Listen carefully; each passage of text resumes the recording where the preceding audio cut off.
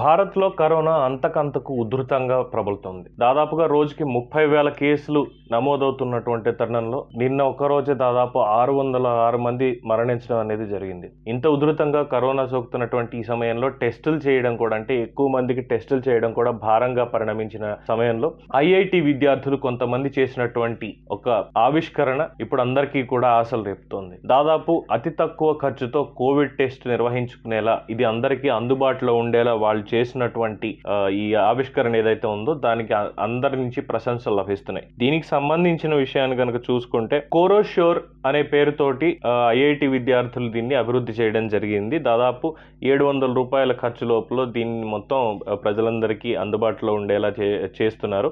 కొద్ది రోజుల్లోనే ఇది మార్కెట్లోకి లభిస్తుంది. అందరికీ కరోనా టెస్ట్ చేసుకోవడం చాలా ఈజీ అవుతుంది. అయితే దాదాపు 399 రూపాయలు దీని అసలు ధరగా ఉంది. దీనికి అదనంగా ఉన్నటువంటి ఆర్ఎన్ఏ ఎక్స్ట్రాక్షన్, అలాగే శాంపిల్ కలెక్షన్ వంటి వాటి కిట్ కి సంబంధించిన అన్ని కలుపుకుంటే 700 రూపాయలకు లభ్యం అవుతుంది. ఢిల్లీ ఐఐటి విద్యార్థులు గత కొద్ది కాలంగా ఈ టెస్టింగ్ కిట్లు అన్నిటిని వస్తున్నాయి, కాస్ట్ ఎంత అవుతుంది, దీనికి ఇంకా తక్కువలో ఎలా చేయాలి, పేద ప్రజలకు కూడా అందించాలి అంటే ఏ విధంగా ఉండాలి అన్నటువంటి విషయంలో పరిశోధన చేసి దీన్ని చేయడం జరిగింది. దీన్ని ఢిల్లీ ఐఐటి డైరెక్టర్ వి రామ్ గోపాల్ రావు గారు కూడా ధృవీకరించడం జరిగింది.